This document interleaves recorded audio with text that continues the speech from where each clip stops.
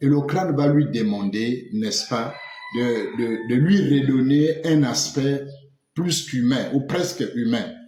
Et qu'est-ce que la femme a sous les mains? La femme a sous les mains le sang de ses menstrues, c'est tout ce qu'il y a. Et donc, elle va laver ou va tremper, va nettoyer, on va dire quoi, va donner la couleur rouge, la couleur du sang au crâne pour qu'il ne soit pas tout blanc. Et ça, quand on va parler de traverser le bouti, on va vous expliquer, effectivement, les initiés savent que lorsqu'on arrive au niveau où vous devez voir la nudité du bouti, on fait ce rituel-là. Mais c'est, au début, il a été fait par la femme avec le sang de ces menstrues.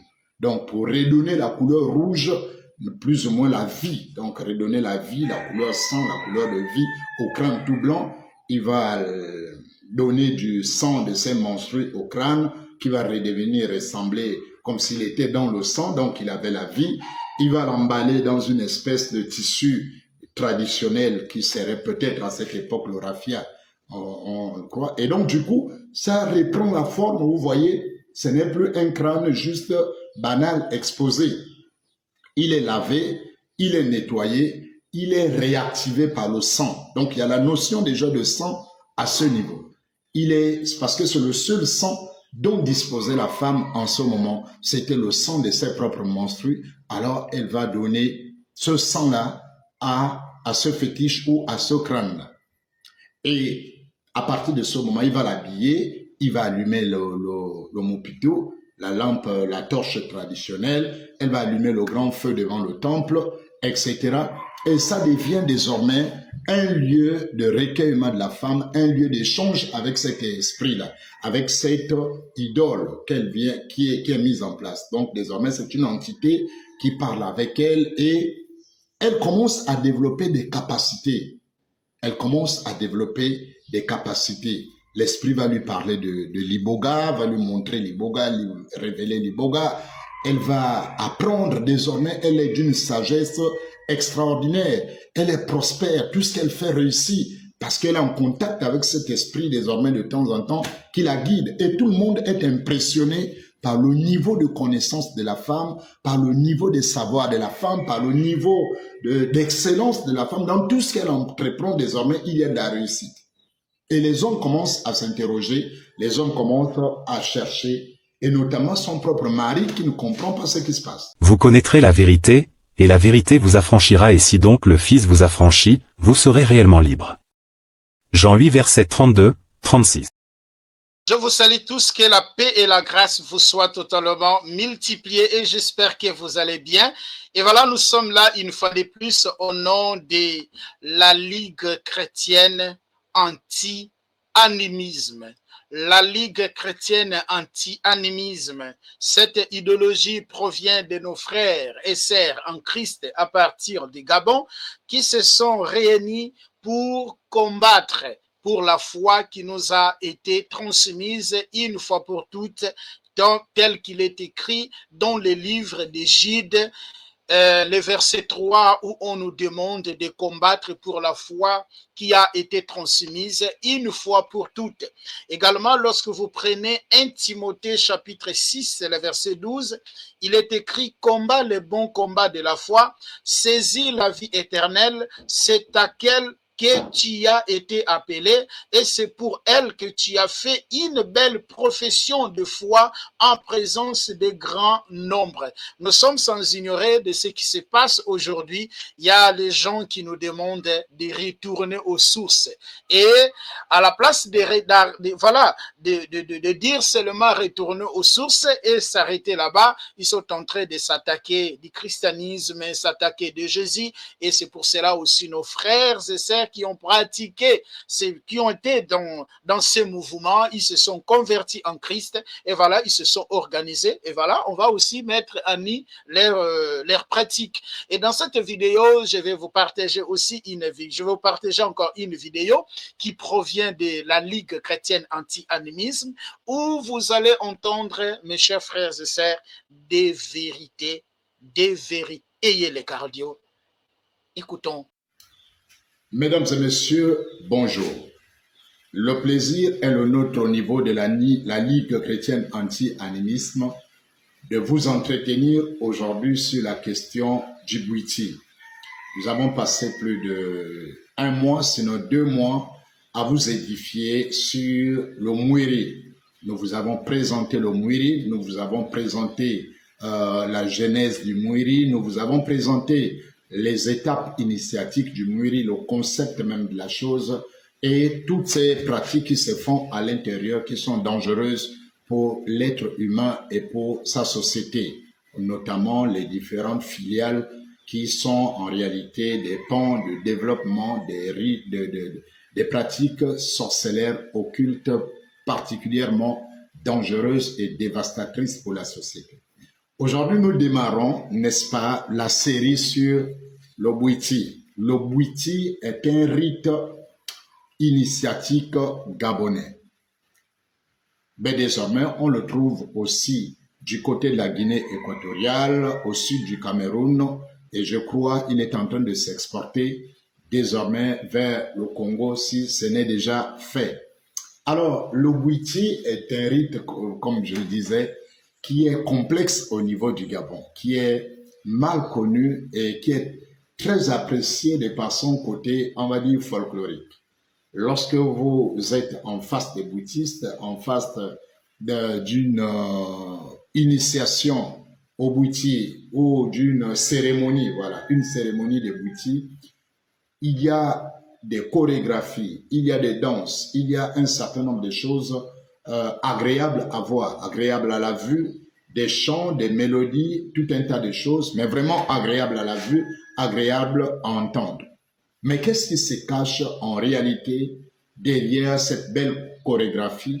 Qu'est-ce qui se cache en réalité derrière ce rite qu'on appelle le Bwiti au Gabon? Mesdames et messieurs, tenez-vous bien et rassurez-vous. Nous prendrons aujourd'hui juste un peu de temps pour vous faire une introduction à la chose.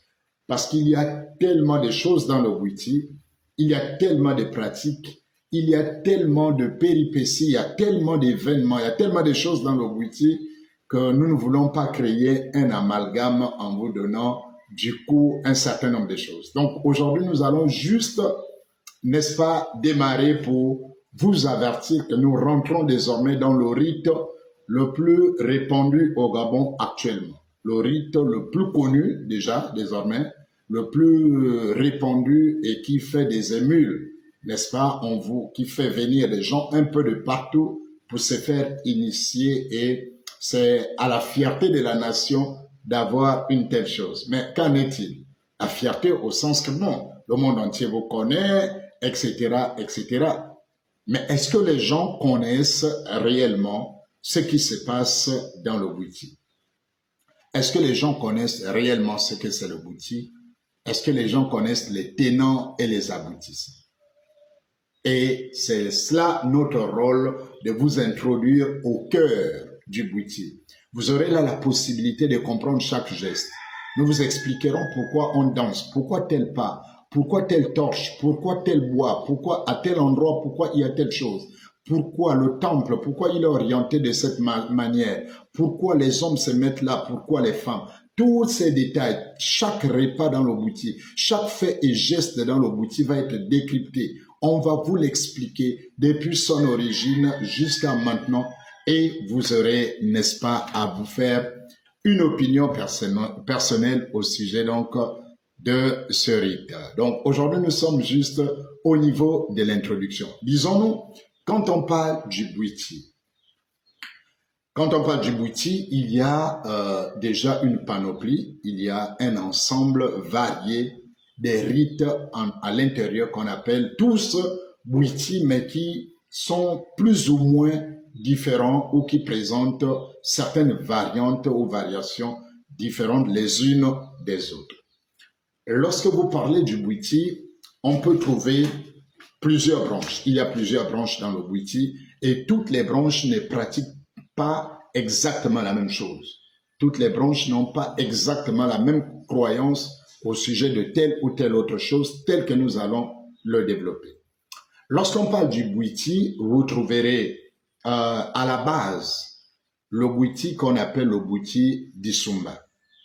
Le Bwiti d'Isumba est décrit comme étant le Bwiti originel, le Bwiti de départ. Le point de départ du Bwiti, c'est la racine mère du Bwiti qu'on appelle le d'Isumba. Et il est exclusivement masculin. Et ce Bwiti d'Isumba a une tendance féminine. Il y a une tendance féminine du d'Isumba qu'on appelle les Mabanji. Les Mabanji, ce sont des femmes, c'est le Bwiti des femmes en fait. C'est des femmes, la correspondance féminine du d'Isumba chez les hommes. C'est qu'on appelle le Mabanji. Ensuite, du Bwiti d'Isumba est née une autre branche qu'on appelle le Bwiti Ndea. Le Bwiti Ndea est une sous-branche donc du d'Isumba qui, à l'époque, n'est-ce pas, des royaumes, à l'époque des groupements des villages, voilà, l'Afrique avant la colonisation, etc. C'était un pan beaucoup plus spécialisé dans l'art de guerre. Voilà, donc c'est un groupe qui associe, qui rattache la guerre, l'art de la guerre à la mystique. Donc le Bwiti d'Isumba était celui qui formait, c'était dans ce pan-là, n'est-ce pas, que les guerriers étaient, on va dire quoi, impactés mystiquement pour mener des guerres mystiques, pour mener la guerre physique avec le côté mystique à la fois. Et donc là, vous avez le Bwiti d'Isumba, plutôt le Bwiti Ndea. À côté du Ndea, vous avez une autre troisième branche qui va naître, qui va sortir de là, qui est le Bwiti Misoko. Le Bwiti Misoko est une autre branche donc du Bwiti qui, elle, est spécialisée beaucoup plus donc dans tout ce qui est médecine traditionnelle et tout ce qui est divination, révélation, etc. Et même là, dans le Bwiti Misoko, vous avez encore des sous-groupes. Dans le Misoko, vous avez le Misoko Myobe. Le Myobe, c'est la branche du Misoko qui est consacrée, qui est fait des guérisseurs, qui sont des grands spécialistes de la connaissance des plantes, de la guérison par des plantes, etc., etc. Ça, c'est ce qu'on appelle le Bwiti Myobe. Du Bwiti Myobe, du Misoko Myobe, sont sortis une sous-branche qui, elle, en plus de soigner, a développé d'autres capacités beaucoup plus élevées qui sont des capacités en termes maintenant de voyance, de clairvoyance, voilà, des clairaudiences, clairvoyance, etc. C'est ce qu'on appelle le Misoko Ngonde. Voyez, donc vous avez le Misoko, dans le Misoko, vous avez le Myobe, vous avez le Ngonde. Et dans le Ngonde, vous avez encore des branches. Vous avez des branches, le Ngonde est encore séparé au moins en 3 ou 4 branches. On va dire 4 branches. Vous avez le Ngonde Bosuka, qui est issu donc du tronc de départ. Vous avez le Bosuka, vous avez le Ngonde Nadipuma. Le Ngonde Nadipuma, ça c'est une autre branche. Et vous avez le Ngonde Sengedia. Donc, on peut dire qu'on a le Sengedia, on a le Ngonde Nadipuma et on a le Ngonde Bosuka. Ce sont les 3 sous-branches du Ngonde. Et comme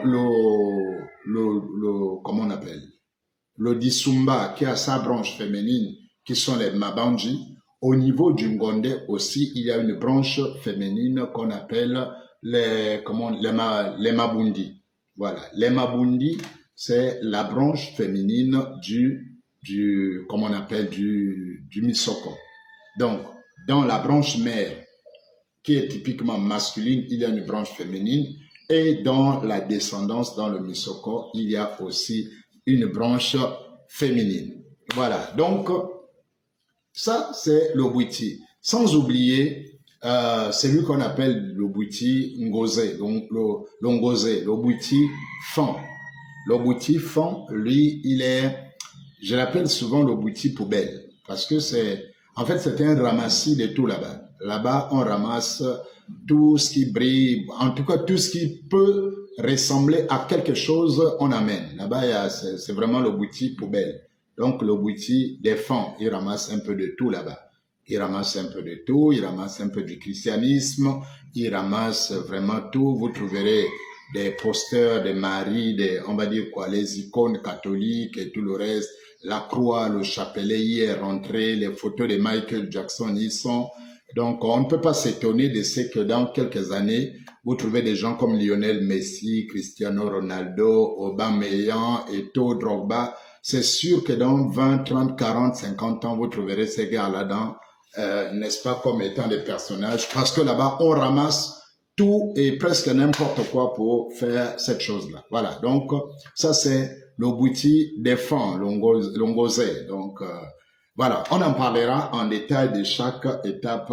Ça, c'était juste une manière déjà d'enlever la confusion qu'il y a. En fait, il y a peut-être un Bouti, peut-être, mais il y a plusieurs variantes. Il y a plusieurs choses. Il y a plusieurs, on va dire, organisations à l'intérieur. Il y a plusieurs rites dans le grand groupe appelé Bouti qui a des pratiques plus ou moins différentes les unes des autres.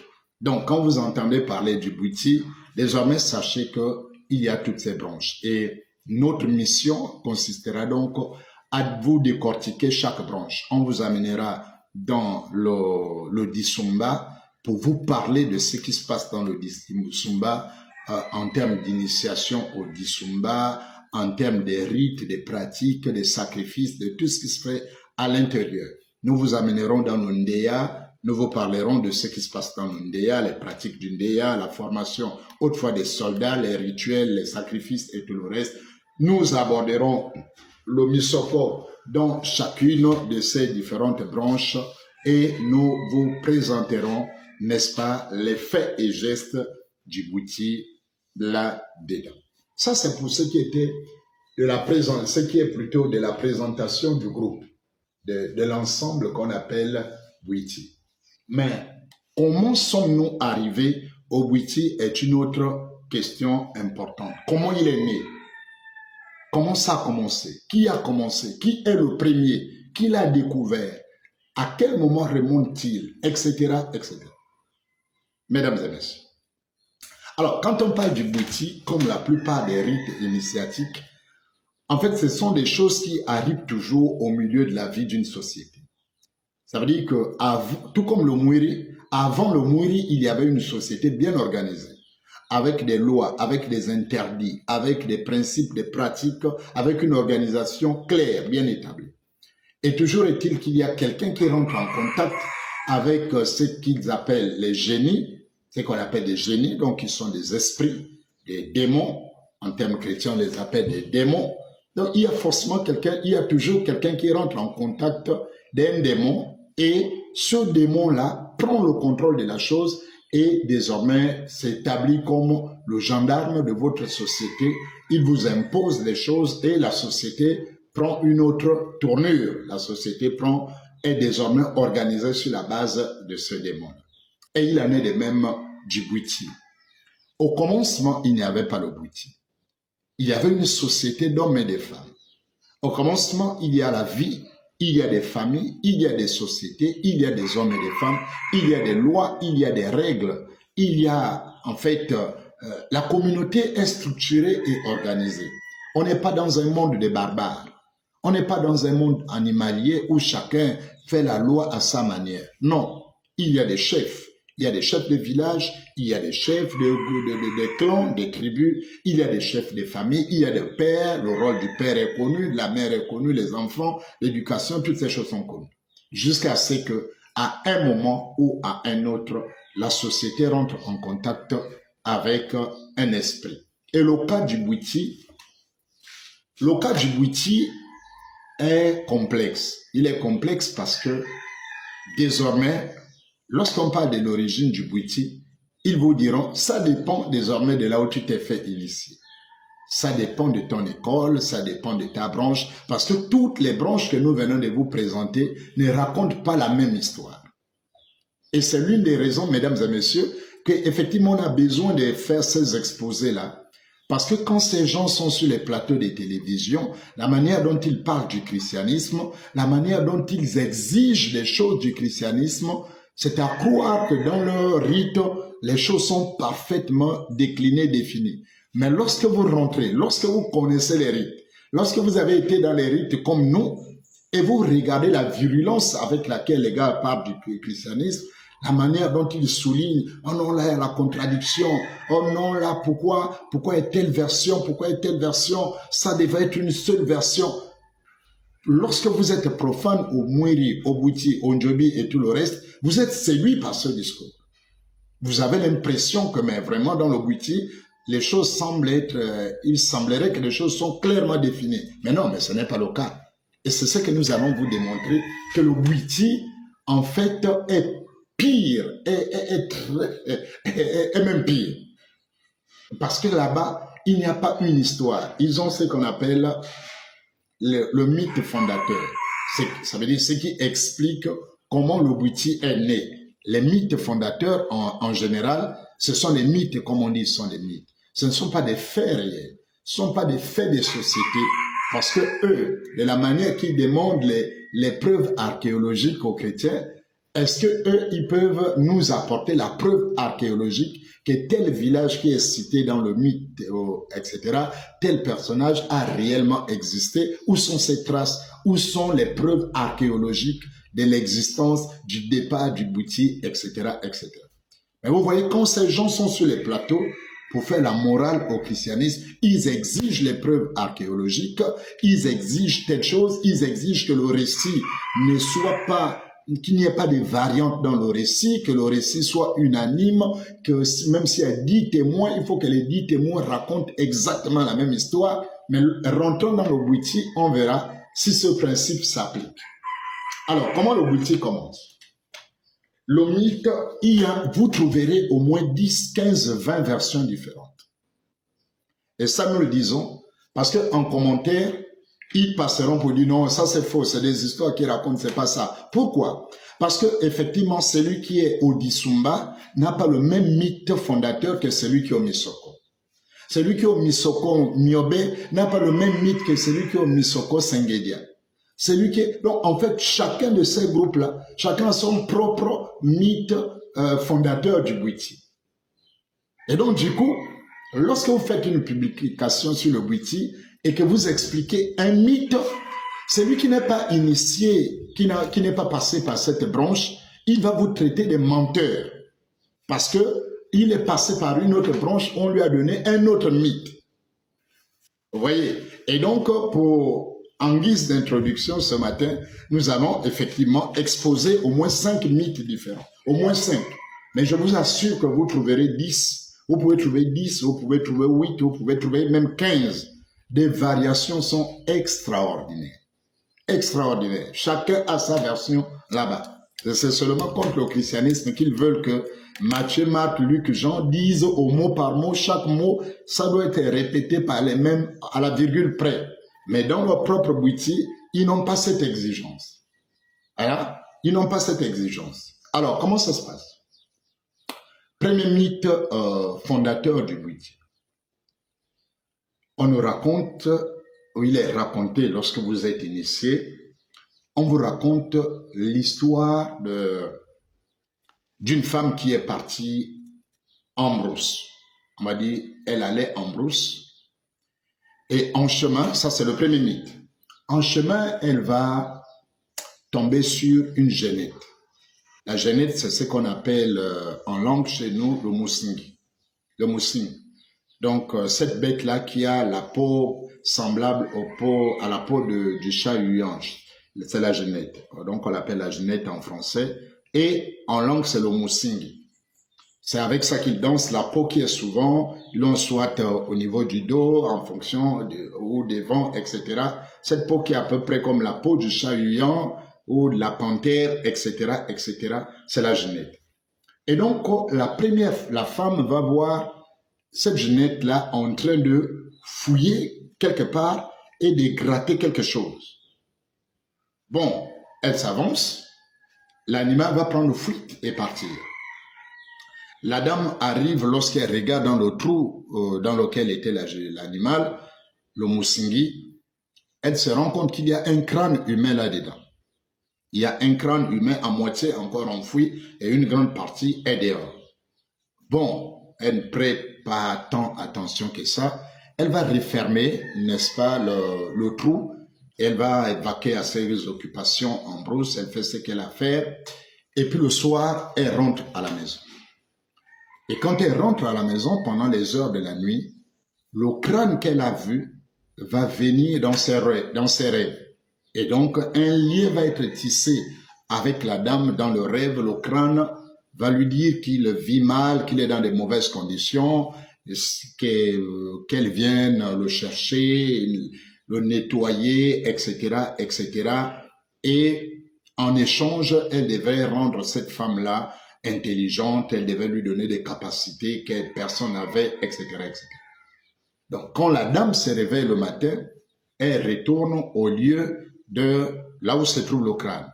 Donc, elle va fouiller et elle va renverser, elle va verser toute la terre, tous les débris qu'il y a à l'intérieur. C'est ça le mot qui donne le bouiti ou le boueté. En fait, le boété. Boété, en fait, c'est le fait de renverser à Micho. Oui, c'est verser ce qui est sale là. Donc, vider toute la terre qui est dans le crâne. Donc, elle va faire ça. Elle va vider le crâne et le crâne va l'orienter, il va demander à ce que elle le place dans un endroit bien organisé, une sorte de sanctuaire, voilà, une sorte de sanctuaire, et elle devrait mettre une torche indigène. Le mupito, voilà, la torche indigène avec laquelle les bouddhistes dansent, etc. C'est le crâne qui va demander ça à la femme et va dire à la femme en même temps d'allumer un grand feu devant le sanctuaire avec 3 grands bois. Voilà, 3 grands troncs pour allumer le feu. C'est pourquoi quand vous assistez à une veillée du Bouti, vous allez voir que le feu qui est devant le Mbanja, lui, il est fait de 3 principaux troncs d'arbres. Ça veut dire on prend des gros, même si on peut ajouter des petits bois pour alimenter le feu, mais si vous observez bien, vous allez voir qu'il y a 3 troncs principaux.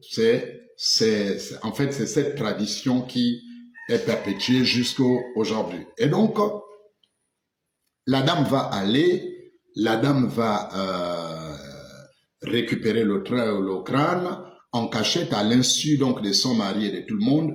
Elle va créer ce qui va devenir plus tard le Mbanja. Donc, le premier Mbanja va naître comme ça. Et donc, la dame va créer un Mbanja, un petit sanctuaire, à l'insu de tout le monde, dans un coin de la forêt, un peu éloigné du village. Et puis, voilà, quelque part là, elle va bien faire ça. Et de temps en temps, elle y va allumer la lampe. Et comme le crâne est tout blanc, après l'avoir lavé, il est tout blanc, il va falloir le nettoyer. Donc, elle va nettoyer plutôt. Le crâne est blanc et le crâne va lui demander, n'est-ce pas, de lui redonner un aspect plus qu'humain ou presque humain. Et qu'est-ce que la femme a sous les mains? La femme a sous les mains le sang de ses menstrues, c'est tout ce qu'il y a. Et donc, elle va laver ou va tremper, va nettoyer, on va dire quoi, va donner la couleur rouge, la couleur du sang au crâne pour qu'il ne soit pas tout blanc. Et ça, quand on va parler de traverser le Bouti, on va vous expliquer, effectivement, les initiés savent que lorsqu'on arrive au niveau où vous devez voir la nudité du Bouti, on fait ce rituel-là. Mais au début, il a été fait par la femme avec le sang de ses menstrues. Donc, pour redonner la couleur rouge, plus ou moins la vie, donc redonner la vie, la couleur sang, la couleur de vie au crâne tout blanc, il va donner du sang de ses menstrues au crâne qui va redevenir ressembler comme s'il était dans le sang, donc il avait la vie. Il va l'emballer dans une espèce de tissu traditionnel qui serait peut-être à cette époque le raffia, on croit. Et donc du coup, ça reprend la forme, vous voyez, ce n'est plus un crâne juste banal exposé. Il est lavé, il est nettoyé, il est réactivé par le sang. Donc il y a la notion déjà de sang à ce niveau. C'est parce que c'est le seul sang dont disposait la femme en ce moment. C'était le sang de ses propres menstrues. Alors, elle va donner ce sang-là à ce fétiche ou à ce crâne. Et à partir de ce moment, il va l'habiller, il va allumer le mopito, la lampe, la torche traditionnelle, elle va allumer le grand feu devant le temple, etc. Et ça devient désormais un lieu de recueillement de la femme, un lieu d'échange avec cet esprit-là, avec cette idole qui est mise en place. Donc désormais, c'est une entité qui parle avec elle et elle commence à développer des capacités. Elle commence à développer des capacités. L'esprit va lui parler de l'iboga, va lui montrer l'iboga, lui révéler l'iboga. Elle va apprendre désormais, elle est d'une sagesse extraordinaire. Elle est prospère, tout ce qu'elle fait réussit parce qu'elle est en contact avec cet esprit désormais de temps en temps qui la guide. Et tout le monde est impressionné par le niveau de connaissance de la femme, par le niveau de savoir de la femme, par le niveau d'excellence de la femme. Dans tout ce qu'elle entreprend désormais, il y a de la réussite. Et les hommes commencent à s'interroger, les hommes commencent à chercher, et notamment son propre mari qui ne comprend pas ce qui se passe. Et donc il va se mettre à espionner sa femme, il va espionner sa femme, il va suivre la femme en cachette là où elle va, au lieu où elle va, et il va découvrir que la femme a bâti un sanctuaire secret et a des échanges avec une créature, avec une entité qui est là, qui lui donne des directives, etc., etc. Et donc, le monsieur va prendre connaissance de cette chose-là, désormais il connaît le sanctuaire, et qu'est-ce qu'il va faire? Ce qu'il va faire, c'est que il va, quand la femme s'en va, il va rentrer en contact, il va donc tenter de rentrer en contact avec la chose à l'insu de la femme. Mais la chose va lui dire, elle ne lui reconnaissait pas, elle ne le reconnaissait pas plutôt. Elle ne le reconnaissait pas, la chose ne pouvait pas communiquer avec elle parce qu'il n'avait pas de code, etc., etc. Et qu'il fallait qu'il lui donne en échange ce que la femme déjà lui donnait. Parce que ça, c'est ce que les petits initiés ne connaissent pas. On survole. Quand on leur raconte, on survole. Mais là, on rentre dans la profondeur des grands maîtres. Et donc, le monsieur, en retour, va promettre amener à la chose un sang humain frais. Puisque la chose est nourrie, a déjà goûté au sang de la femme. Donc, elle demande le sang. Et donc, le monsieur va faire quoi? Il va prendre sa propre femme, il va la tuer et offrir le sang en sacrifice à la chose. Voilà comment ça commence. Donc, la première femme qui a découvert le Bwiti, qui a eu le secret avec le Bwiti, a été sacrifiée par son propre mari pour s'approprier le secret du Bwiti. Dans notre version, on va vous dire que la femme s'est sacrifiée pour que son mari ait la connaissance. Mais elle s'est sacrifiée comment? Expliquez. On ne vous explique pas. On vous dit que non, elle a voulu que son mari soit grand et puis elle s'est sacrifiée. Non, elle ne s'est pas sacrifiée. Le mari l'a sacrifiée et a offert son sang au crâne en question. Et c'est à partir de ce moment que le crâne a promis désormais de travailler avec le monsieur, mais à condition que chaque fois qu'il a besoin du sang, le monsieur lui apporte le sang. Et le pacte est tissé entre le monsieur et le crâne, puisque le crâne a dit, moi je suis au courant que tu as sacrifié ta femme. C'est toi qui l'as sacrifié, le sang que tu m'as offert vient de lui, mais comme c'était ma première maîtresse, son sang sera vengé de cette manière, ou son sang sera commémoré de cette manière. Donc chaque fois que j'aurai besoin, de la même manière qu'elle m'offrait le sang, toi aussi tu devras m'offrir le sang. Mais lui, il a quel sang? La femme avait son sang des menstrues permanemment. Chaque fois qu'elle avait des menstrues, il y avait le sang à disposition. Et lui, l'homme, il n'a pas de sang qu'il perd. Et donc, qu'est-ce qu'il va faire? Désormais, ayant le secret de l'iboga, désormais ayant le secret du Bwiti, donc du crâne et de l'iboga, l'esprit lui donne désormais des révélations. C'est ainsi qu'il va commencer n'est-ce pas, à initier les hommes, les autres hommes de la contrée, mais en échange chaque fois du sang. Tu t'es fait initier, tu as le sang à donner en échange. Tu t'es fait initier, tu as le sang à donner en échange. Et cette chose, même jusqu'à exister et continuer à exister jusqu'à aujourd'hui, elle existe encore.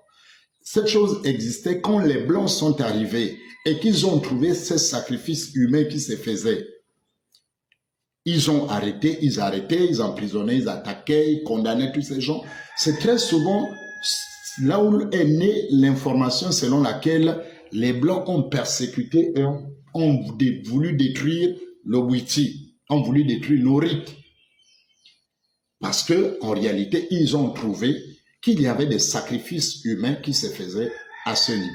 Et donc, c'est comme ça que désormais le Witi est né. Il est devenu la propriété du monsieur. Le monsieur a initié ses premiers disciples au prix du sang et au fur et à mesure, la société s'est organisée. Le mbanja, qui était un petit mbanja de la femme, est devenu, les instructions ont été davantage données et le mbanja a été construit dans la dynamique que vous le connaissez aujourd'hui, côté droit, côté femme, etc., etc., qu'on va vous expliquer lorsqu'on va développer le poteau, la signification du poteau central. Tous ces éléments, on va vous les expliquer en détail lorsqu'on va arriver à chaque étape de l'initiation.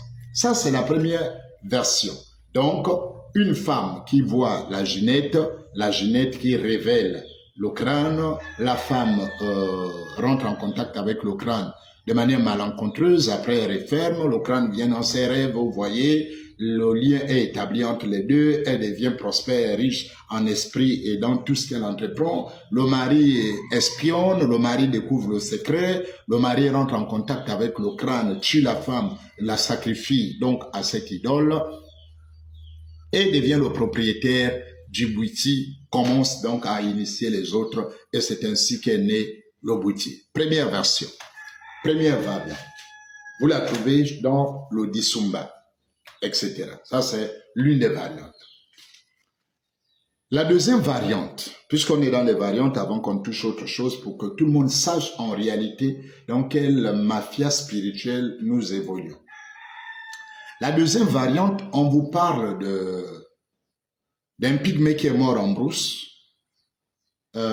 Il est mort en brousse, il a été dévoré par des animaux, sa chair a été mangée par des animaux, etc.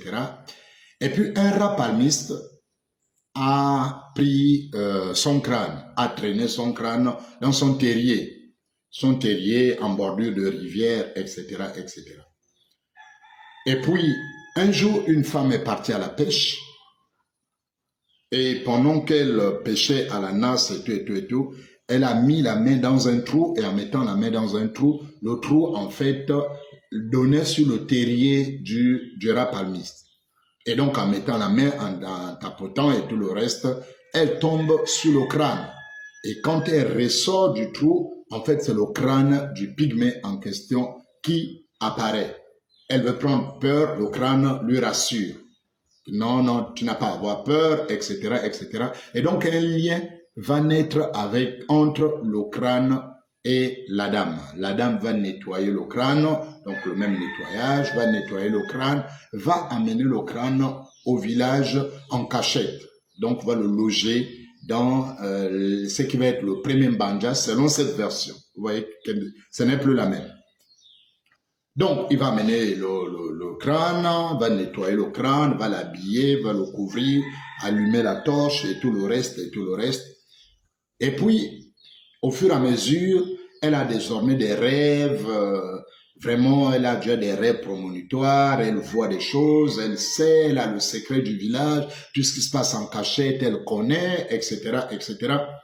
Et puis, après un certain temps, avec un peu de l'âge, elle va commencer à se lasser, en fait, d'avoir une telle relation avec le crâne. Voilà, donc elle va voir, elle est lassée et elle va décider d'en révéler le secret, n'est-ce pas, son secret à son mari. Elle va décider de révéler son secret à son mari pour que, voilà, celui-ci s'occupe de la chose. Donc, quand il va révéler le secret au mari, voici ce que j'ai découvert, voilà comment je gère ça, voilà. Lorsqu'il a fini de faire ça, le mari va présenter, on va dire quoi, le mari va faire preuve de mauvaise foi. Et donc, il va décider de tuer sa femme pour qu'il soit le seul à détenir le secret. Donc, après qu'il ait appris le secret de Liboga, le secret de tout le reste, la femme lui a déjà montré exactement tout ce qui se passe. Lui, il va s'approprier le crâne, il va s'approprier les rituels, il va s'approprier ces différentes choses que la femme, n'est-ce pas, avec ses connaissances, il va sacrifier la femme et il va s'approprier, va s'accaparer du bouti. Et désormais, c'est lui le maître, il va former les premières communautés. En échange ou en compensation du sacrifice de sa femme, il va exiger à ses disciples, à leur tour aussi, de faire des sacrifices pour devenir maître de la connaissance qu'il avait. Voilà. Et donc, c'est comme ça que la chose va commencer. La première communauté va naître, etc., etc. Et les rites que nous connaissons jusqu'aujourd'hui. Ça, c'est la troisième version. La deuxième. La troisième version, on nous parle toujours du pygmée. Vous savez, le pygmée est clé dans le Bwiti. Le pygmée est vraiment la pièce maîtresse dans le Bwiti. Son crâne, son sang, sa chair, c'est vraiment la pièce maîtresse dans le Bwiti. Et donc, un pygmée a une femme et un très jeune enfant, et il va mourir, il meurt. Donc, le fils va l'enterrer à sa manière, et maintenant, il reste avec la charge de la vieille femme qui est sa mère, qui est de plus en plus fatiguée et de plus en plus malade. Et donc, lui, le petit, ne maîtrise pas les secrets de la chasse, de la forêt et tout le reste. Donc, de temps en temps, il va aller pleurer sur la tombe de son père. Donc, de temps en temps, il va pleurer sur la tombe de son père. Un peu, il se plaint, comment il va gérer, comment faire. Et puis, quelques temps après, quand il arrive à la tombe de son père, il trouve que Liboga est en train de pousser dans la partie de la tête de son père.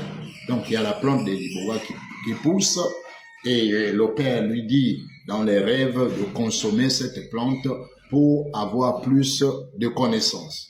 Et donc, c'est comme ça que le jeune homme va prendre les racines de Liboga et il va commencer à manger et il devient excellent. Il va apprendre à faire la chasse, désormais il réussit dans la chasse, etc., etc.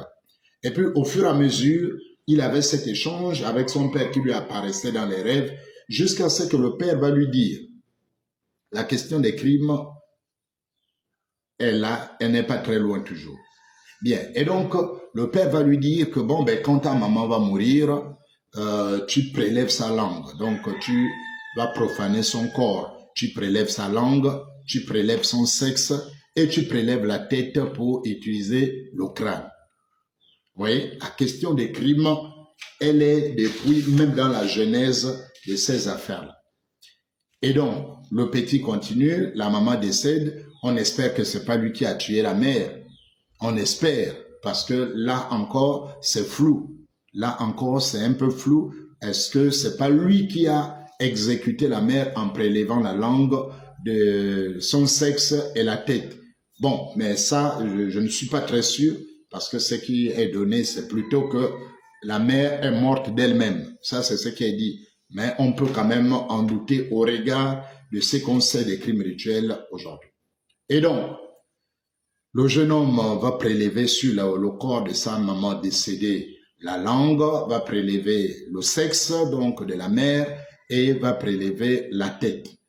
Et c'est avec ça qu'il va faire des fétiches spécifiques, les fétiches de protection, les fétiches capacité de disparaître en brousse, en cas de danger, fétiche. Et la tête de la mère, le père lui avait dit que ça devait servir de relais entre le monde des morts et lui. Et donc, il va avoir la tête de mort là, désormais, avec lui, dans sa gibecière, partout là où il passe, il a ça. Et c'est ce qui est devenu aujourd'hui la réalité chez tous les Nganga, Bouti, les Nima. Chaque Nima a une tête de mort, n'est-ce pas, qu'il balade avec dans sa judiciaire, dans sa corbeille, etc. Donc c'est une vieille tradition qui remonte et qui est encore aujourd'hui présente, très présente ailleurs.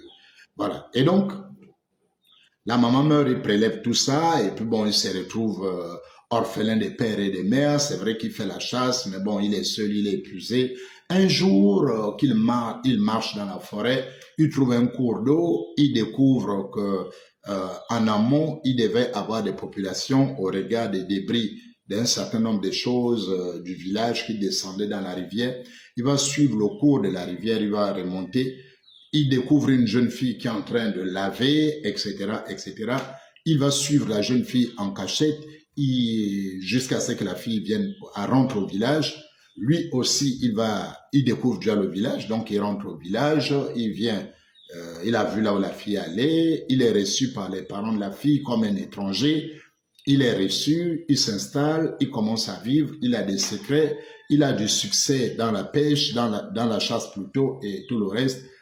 Et il va demander en mariage à la fille en question qu'il avait trouvée en brousse.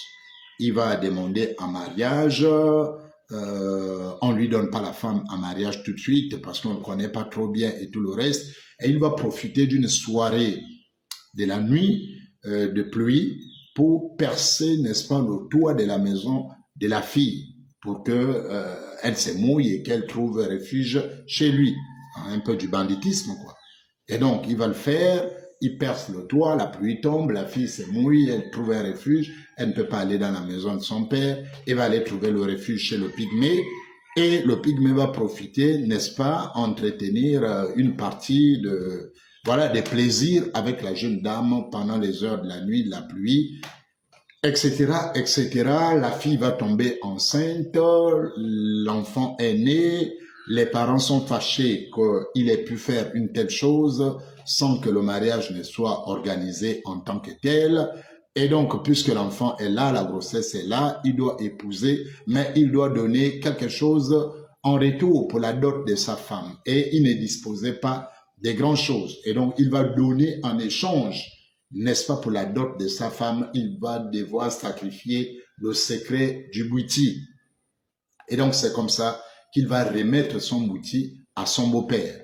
Donc, il va lui donner tous les secrets et l'iboga qui avait poussé sur la tombe de son père et le crâne de sa mère et les fétiches qu'il avait concoctés avec la langue de la mère, le sexe de la mère et tous les autres résidus du corps, etc. Il va remettre tout cela à son beau-père. Vous voyez? Donc, le beau-père va partir, lui va partir avec la femme. Il veut plus vivre dans le village, il va avec la femme, et l'enfant. Malheureusement, il n'a plus le secret du bouti, la vie devient encore difficile pour lui en forêt. Alors la fille décide de repartir chez ses parents, va l'abandonner là-bas en brousse. Il va vivre malheureusement et il va mourir là-bas. Seule la fille est repartie et c'est comme ça que le père de la fille est devenu propriétaire du bouti et va commencer, n'est-ce pas, à initier les autres hommes et c'est ainsi qu'est né le bouti selon cette troisième version. Quatrième version. Nous disons tout cela parce que pour couper de l'herbe sous les pieds des menteurs, ça veut dire qui ont été initiés, qui ont eu une seule version et qui passent dans les réseaux pour démentir. Et très souvent, vous les reconnaîtrez, en fait, ils ne démentent pas, ils disent simplement que le monsieur ment. Il ne sait pas. Ce qu'il dit là, c'est des histoires. Mais il n'impose jamais, il ne vous apporte jamais la connaissance. Et la preuve que nous connaissons ces choses, nous vous donnons le maximum des versions. Et eux-mêmes qui sont initiés, chacun devra reconnaître la version de son initiation. Les Disumba, les Misoko et tout le reste, les Fans, chacun connaîtra, reconnaîtra. Mais comme ils ne sont pas souvent honnêtes, puisqu'ils sont tenus par la loi du secret, et donc, ils se battront à ne jamais vous apporter la vérité. Nous vous l'apportons. La quatrième version, c'est laquelle là? La quatrième version raconte l'histoire d'un chasseur qui va en brousse et qui découvre il trouve un porc-épic en train de manger l'iboga, Ambrose. Et l'iboga avait poussé sur un crâne. Et non. Il découvre donc comment on appelle, le porc-épic en train de manger l'iboga. D'autres variantes parlent du gorille. Voilà, donc on vous dit soit le porc-épic, soit le gorille. Là encore, il y a deux variantes, mais c'est la même histoire. Donc le chasseur découvre soit le porc-épic, soit le gorille qui mange l'iboga, et il est impressionné de ce que après manger l'iboga, l'animal revêt un caractère un peu bizarre, il est un peu agité, etc., etc. Et donc lui reste caché jusqu'à ce que l'animal s'en aille. Et il vient par curiosité goûter à ce qui se passe pour un peu comprendre ce qui se passe. Et dès qu'il goûte donc à l'iboga, tout de suite il rentre dans un état second, il va dans un monde, on va dire, supra. Et donc là, il voit ses ancêtres qui ont allumé un grand feu. Il y a le crâne, un crâne qui est exposé là, et qui sont en train de danser, le bouti tel qu'il danse là, qui tourne autour du feu, qui danse, et qui vont commencer à lui révéler des secrets du bouti, etc., etc. Et donc, c'est comme ça que le bouti est né d'un chasseur qui a découvert donc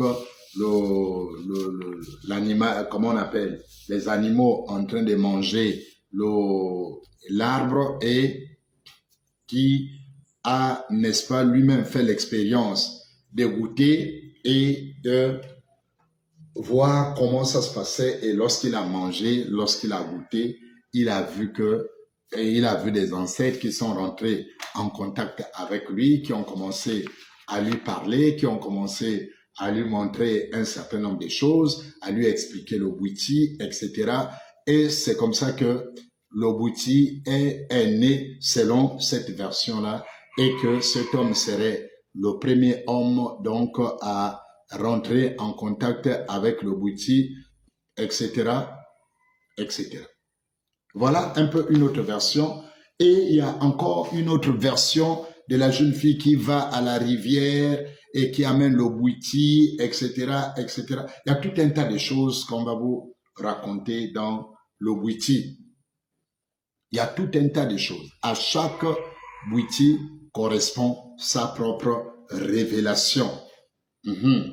À chaque bouti correspond sa propre révélation. Voici, mesdames et messieurs, donc comment le bouti est né et comment il est venu dans la société traditionnelle de cette époque. Donc, il est passé, très souvent, il est passé d'une femme à un homme. Une femme qui a été à la fin sacrifiée pour appartenir aux hommes. Et vous allez remarquer que comme le Mwiri, chaque fois que le rite passe des femmes aux hommes, il faut un sacrifice humain.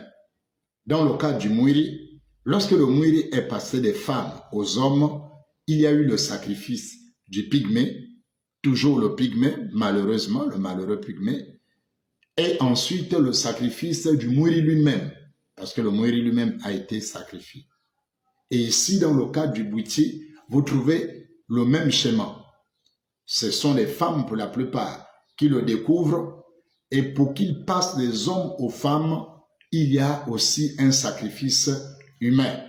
Et donc, la première femme qui va chasser le Musingi, qui récupère, qui va entretenir la relation avec le bouti, va être tuée, sacrifiée par son mari, qui va s'approprier le bouti. La deuxième femme qui va pêcher le crâne dans la rivière, qui l'amène, qui le gère en cachette, qui est fatiguée, qui communique l'information à son mari pour que ce dernier désormais rentre en connaissance aussi de son secret, elle aussi va être sacrifiée par son mari, et le mari va récupérer et va commencer à initier. Le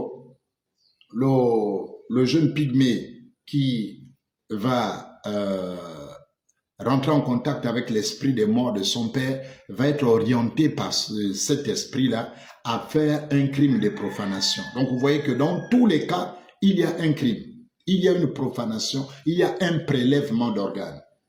Et donc dans le bouti, Pour commencer, on va devoir s'arrêter là pour aujourd'hui parce que c'est juste une introduction. C'est une introduction juste pour vous parler de la Genèse. On n'entre pas encore en profondeur. Là, on commence avec la Genèse et progressivement, on va vous révéler pan après pan. Et donc, le constat que nous faisons, c'est lequel? Le constat qui est fait, c'est que à chaque étape, il y a un crime. Quand il n'est pas un crime de sang, un crime sanglant, comme le cas des 2 femmes qui ont été sacrifiées, c'est un crime de profanation. C'est le cas du jeune Pygmée à qui le père aurait dit de profaner le corps de sa mère en prélevant sa langue, en prélevant son sexe et son crâne pour faire le fétiche. Et jusqu'à aujourd'hui, tous les bouddhistes là vont vous dire la même chose. Oh, mon père a dit qu'à ma mort, mon père a dit, est venu en rêve dire d'aller profaner sa tombe. Vous voyez que c'est le même mode opératoire. C'est le même mode opératoire. Donc hier, oui, il y avait bel et bien des crimes rituels sanglants parce que l'homme a tué sa femme pour le faire, parce que les 2 hommes, les 2 premiers hommes dans les 2 premières versions sacrifient leur femme pour devenir, n'est-ce pas, maître bouddhiste. Il en est de même encore aujourd'hui. Il y a des sacrifices qui se font avec la pression que les Blancs avaient amenée. Ils avaient transformé la technologie, on vous a expliqué dans le Mwiri, de transférer les âmes dans les corps des animaux de compagnie. C'est ce qui fait que pour les âmes, les personnes à sacrifier sont transférées par des armes magiques dans des animaux de compagnie. Ça veut dire qu'avant, on va le voir quand on va parler des Nima, avant qu'on te donne ton propre bouti, tu dois choisir la personne que tu vas tuer, tu vas sacrifier, ou alors on va t'imposer la personne. Parce que il y a 2 systèmes. Soit on te demande la personne que tu aimes le plus, ou alors c'est eux-mêmes qui exigent. Et comme il est difficile aujourd'hui pour eux de prendre des gorgées et de faire le sacrifice, il y a des pratiques magiques au bord de rivières qui vont se faire. On va t'amener à la rivière, on va faire des invocations, des incantations. La personne que tu veux sacrifier, si c'est ta mère, c'est ton père, ta femme, ta fille, etc., va apparaître, le sacrifice va être fait, va être exécuté sur le plan magique ainsi. Et devant tout le monde, on va te demander simplement d'amener un coq et d'amener un mouton. Quand tu vas amener le mouton sera sacrifié au besoin devant les gens, ou la poule sera sacrifiée devant les gens. Les gens verront que c'est juste une poule qui a été sacrifiée, c'est juste un coq qui a été sacrifié, c'est juste un cabri qui a été sacrifié, mais en réalité, c'est la vie de la personne que tu as choisie qui va travailler pour ton bouti que tu as donné. Voici, et c'est ainsi que la personne va mourir et tu vas aller au moment venu profaner sa tombe, prendre son crâne, etc., etc. Donc voici, mesdames et messieurs, pour démarrer notre série sur le bouti de manière timide, on va pas mettre la pression encore. On a dit qu'on va cuire ces gens-là à l'étouffer. Notre méthode, c'est la cuisson à l'étouffer. On va les prendre doucement, doucement, et on sait qu'ils seront bien cuits et le goût sera assez succulent dans la bouche lorsque on partira donc du mythe maintenant à la pratique réelle. Prochainement, nous aborderons un autre point du Bwiti. Nous vous conduirons dans l'initiation au Bwiti, Disumba, Misoko. Nous choisirons une branche, nous l'épuiserons, nous prendrons une autre branche, nous l'épuiserons au fur et à mesure. Nous sommes donc là pour assez de temps, mesdames et messieurs. Que Dieu vous garde et que Dieu vous bénisse. Surtout que vous soyez forts, que vous soyez déterminés à ne pas vous laisser séduire, à ne pas vous laisser séduire par le côté folklorique, à ne pas vous laisser séduire par le côté des danses, parce qu'on va vous expliquer toutes ces danses, on va vous expliquer tous ces gestes, on va vous expliquer toutes ces torches, pourquoi il y a la petite torche avec laquelle ils dansent, pourquoi il y a la grosse qui est allumée etc., et dans laquelle on va allumer la petite, on va vous expliquer tout ce symbolisme, on va vous expliquer les danses des maîtres d'outils au milieu de la nuit, pourquoi à un moment donné, il y a exactement 3 maîtres bouddhistes qui sortent, qui dansent à tour de rôle, quelle est la signification de chacune de ces danses, quel est l'élément qui est en train d'être réalisé, qui est en train d'être fait, relâché en ce moment, etc., etc. Et ça vous permettra de comprendre le danger d'assister aux veillées des bouddhis lorsque vous êtes profane, parce que en fait, vous pouvez assister à une veillée des bouddhis et ne plus jamais rentrer chez vous comme vous êtes venu. Parce que vous voyez juste des danses, mais vous ne connaissez pas les mécaniques qui sont déclenchées là et des choses qui sont faites pour enlever certaines choses chez vous, écraser certaines choses chez vous, et certains sont même tués en réalité à partir de ces éléments. Mesdames et messieurs, j'ai, n'est-ce pas, été assez long pour présenter cette genèse. Je vous dis shalom. Nous serons sur TikTok d'un moment à l'autre autour de 19h, on va dire 18h à 19h, pour débriefer, pour commencer à parler, à échanger sur ce mythe, n'est-ce pas, fondateur, sur la place du crime. Venez sur la page comment on appelle, la Ligue chrétienne anti-animisme, ou sur ma page propre, la FAEL, et vous échangerez avec nous, nous répondons à des questions, nous échangeons, nous partageons, nous commentons. Que Dieu vous bénisse. Shalom chez vous. Merci. Alléluia. Et voilà, mes chers frères et sœurs, je pense que vous avez suivi. Je pense que vous avez suivi. Ah oui, il y a la magie noire dans le mouiri. Mais le mouiriste, les gens qui demandent, ah non, retournez aux sources, retournez aux sources, retournez aux sources, ils n'expliquent pas ça. Il n'explique pas ça. Il ne vous dit pas tout ça. Il ne vous explique pas tout ça. Il vous demande seulement, ah non, retournez aux sources, retournez aux sources. Sans savoir, c'est que la source là vaut. C'est ce que vous allez rencontrer dans la source. C'est pour cela, pour la bonne foi, on est en train de diffuser ce message pour avertir nos frères, pour avertir nos sœurs. Je vais vous laisser regarder la vidéo d'Enganga. Voilà, retournez aux sources. Une année ici, on parlait de cette histoire de sacrifice ici à l'illusion en question. Ça fait peut-être peur aux gens, mais moi je vous le dis, qu'il y a des gens qui sont venus sur terre pour être sacrifiés. Ça, je vous le dis. Déjà la question à qui? Oui, moi je l'avais déjà dit une année ici, on parlait de cette histoire de sacrifice ici à l'illusion en question. Ça fait peut-être peur aux gens, mais moi je vous le dis, qu'il y a des gens qui sont venus sur terre pour être sacrifiés.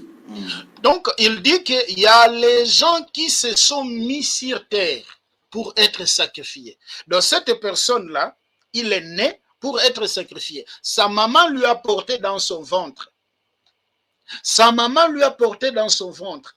La maman, elle a souffert 9 mois de douleur. 9 mois de douleur, hein? 9 mois. Et peut-être la maman a failli mourir. Donc la maman a failli mourir pour porter quelqu'un qui viendra sur cette terre pour être sacrifié. Ah, c'est ça, le retour aux sources. Retour aux sources. Chocolat de fille ne vous dit pas tout ça. Il ne vous dit pas ça.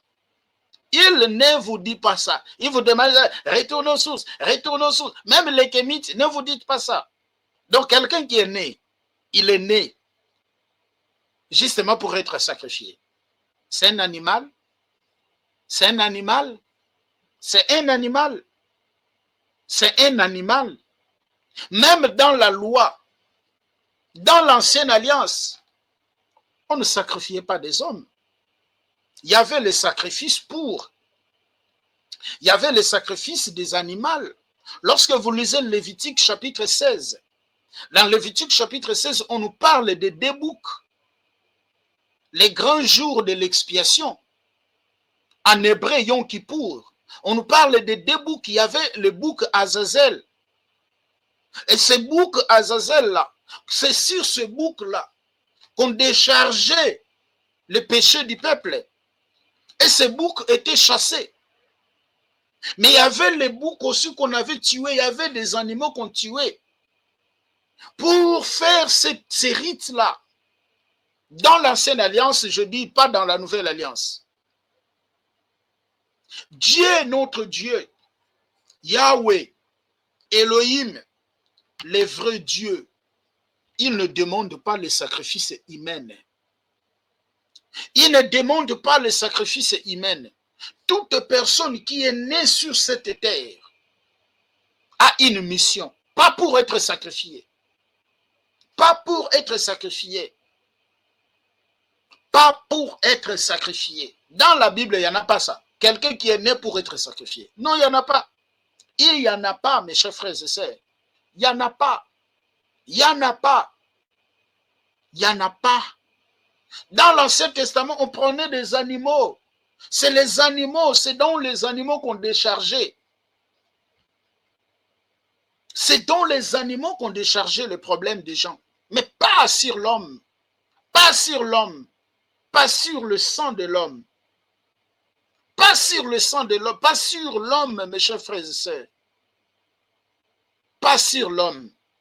Parce que Dieu a tant aimé les hommes. C'est pour cela qu'il a donné son Fils unique.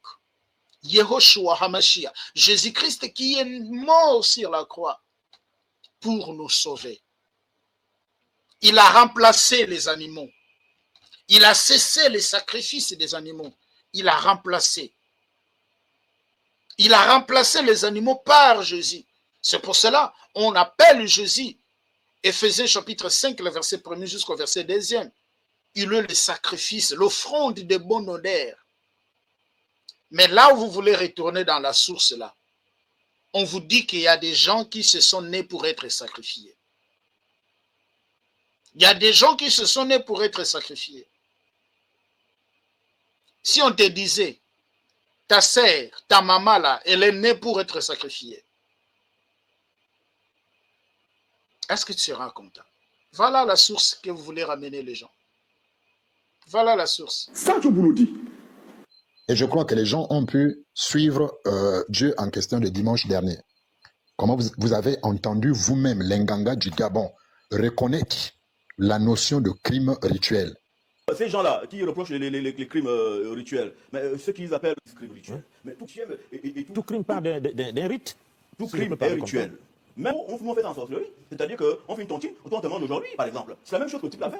Hein? À Nongo, c'est de la sorcellerie, mais quand c'est chez eux, ça va, c'est bon, c'est designé, c'est propre, c'est divin. Mais quand l'autre mange les gens, non, ça devient démoniaque, ça appartient à Satan. Donc, il dit quand l'autre mange les gens, donc il mange les gens là-bas que vous voulez, là où Chocolat veut vous ramener dans les mouilleries, dans ces pratiques-là, on mange les gens là-bas. Hein? On mange les gens. Nous, Jésus nous a dit, hein, aimez-vous les uns les autres. Il a dit, si tu vois ton frère est en train d'être amené dans le mauvais chemin, redresse-lui. Je suis dans Galates chapitre 6, les versets premiers. Redresse-lui en train de retourner dans le chemin. Prie même pour les gens qui vous persécutent. Prie les gens qui vous font du mal. C'est ça, nous, en Christ. C'est ça que Jésus nous enseigne. Pas manger les gens, pas bouffer les gens. Pas bouffer les gens. Si quelqu'un mange une personne, ça devient démoniaque. Ah, donc la chair humaine devient maintenant la nourriture. Hein? La chair humaine devient maintenant la nourriture. Voilà. Voilà là où Chocolat vous ramène. Voilà. Ah non, retour aux sources. C'est ça, retour aux sources. Que Dieu bénisse la Ligue chrétienne. Que Dieu bénisse ce mouvement, la Ligue chrétienne. Que Yehoshua soutient ce mouvement, la Ligue chrétienne. Et on va rien faire pour eux. On va rien faire. On va rien faire. Et nous devons prier aussi pour eux. Les soutenir dans la prière. Les soutenir dans la prière. Je sais, Jérémie chapitre 1er, le verset 9. On te fera la guerre, mais on ne te vaincra pas. Pourquoi? Parce que je suis avec toi. Rituel, c'est un fourre-tout qui ne veut rien dire d'un point de vue intellectuel, d'un point de vue juridique. Je ne sais pas comment on peut qualifier ça. Donc, il y a des rituels, et ces rituels admettent des offrandes. Et dans toutes les spiritualités, il n'y a pas de spiritualité sans de rituel d'offrande. Ça n'existe pas. Le sacrifice ici peut être individuel parce que j'ai des problèmes. J'ai une situation où mes ancêtres sont peut-être en colère, où j'ai fauté, je n'ai pas respecté certaines choses, ou bien il y a eu impact. Vous voyez, lorsqu'il y a eu impact pour délier ce pacte, parce que lorsque le pacte est signé, il y a la présence des seigneurs de justice, des entités qui sont là. Voilà, mes chers frères et sœurs, c'est ça. Je pense que vous êtes témoins. Hein? Vous êtes témoins et vous écoutez tout ce qu'ils disent. Faites attention. Ne permets pas qu'on joue avec ta foi. Ne permets pas. Quand tu permets quelqu'un vienne jouer avec ta foi en te ramenant de philosophie, en lisant les livres. En fait, moi je ne comprends pas. Il combat le christianisme avec les livres qui ont été écrits même aussi par des blancs. Mais souvent ces gens-là qui ont écrit tous ces livres-là, ce sont des francs-maçons, ce sont des rosicruciens, ce sont des kabbalistes. C'est avec ça que vous combattez avec le christianisme. Avec des livres écrits par des blancs même. Ah, Seigneur. Que le Seigneur Jésus-Christ vous fasse grâce. Revenez à Jésus. Jésus vous attend. La Bible dit qu'il ne prend pas compte au temps de l'ignorance. Et si vous entendez sa voix, n'endurcissez pas votre cœur. Revenez à Jésus. Seul Jésus-Christ, seul Yehoshua, qui peut vous donner le repos de vos âmes, qui peut vous donner le repos de vos âmes, qui peut vous donner la vie. Seul Jésus-Christ, parce qu'il est ordonné aux hommes de mourir une fois, et après quoi viendra le jugement. Merci. Veuillez partager ce message et notre rendez-vous est pris dans notre prochaine vidéo et que la paix et la grâce de notre Adonai Yehoshua HaMashiach, qu'on a traduit en français par Jésus-Christ, vous soit totalement multiplié. Et on se dit à la prochaine. Merci. Au revoir. Soyez abondamment bénis. Merci. Likez la vidéo si elle vous plaît, et si vous êtes nouveau sur la chaîne, n'oubliez pas de vous abonner et d'activer la cloche de notification afin de ne rater aucune de nos vidéos.